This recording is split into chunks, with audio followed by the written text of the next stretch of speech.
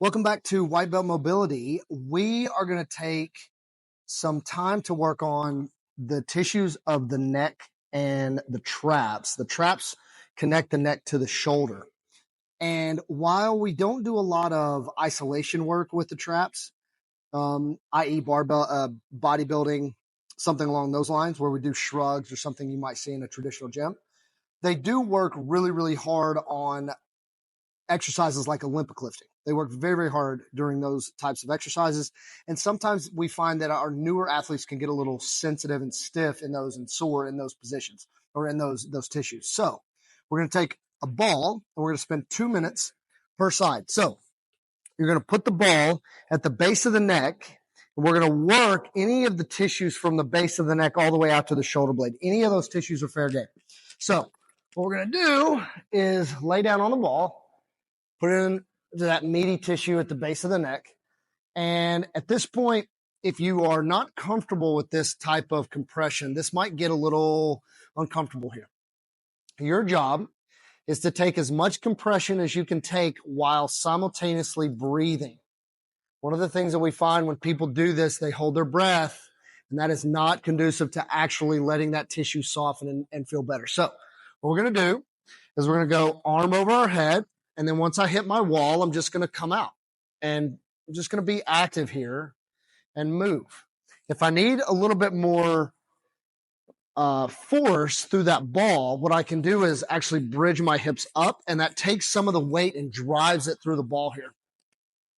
So if you're thickish like me, you might need a little bit more force through that ball. And you're just going to take some time and move through some ranges of motion. I can even elevate and depress the scap here. I can move it in a couple of ways. If this is too aggressive, and it might be, you could even put the arm sort of out in, 45-degree angle, something along those lines. But ideally, we want that bicep to be on the ear because that's full overhead position. We're just going to take some deep breaths. And what should happen is, over the course of this movement, you find that the ball doesn't restrict those overhead positions quite as much as they did when you started. You can go as slow as you want here. You can even take some in-range isometrics, get to that in range and just sort of hold it there and come out of it nice and slow. And this actually feels quite good once you sort of get used to the idea of laying on a hard lacrosse ball. Good. So I'm going to turn around, switch sides.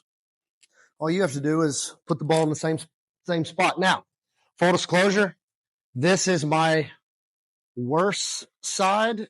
I use that word in quotations. This is the side that my shoulder feels less functional on. So it's one of the ones that I have to work really, really hard. But you'll notice that my arm doesn't go quite as low on this side as it did on the other side. But I'm just going to try to chase what it felt like on the other side. Big, deep breaths. Make sure you can breathe.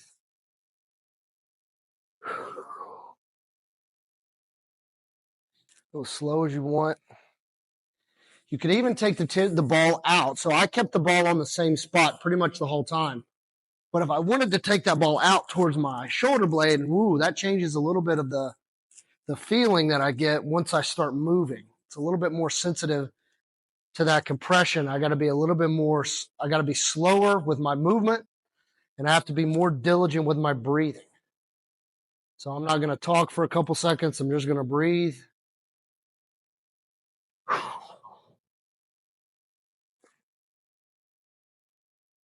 Let that tissue soften just a little bit while I keep going. Now, it still feels a little gruesome, a little sensitive to that compression, but I feel like I can get more movement through that area, which is good.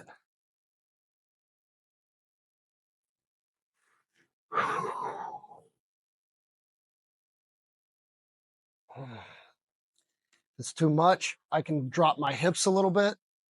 I can still work on getting to that in range. You'll also maybe notice that my hand is a little farther out from my head than my other side. Again, it's okay. I'm just doing the best I can with what range I have.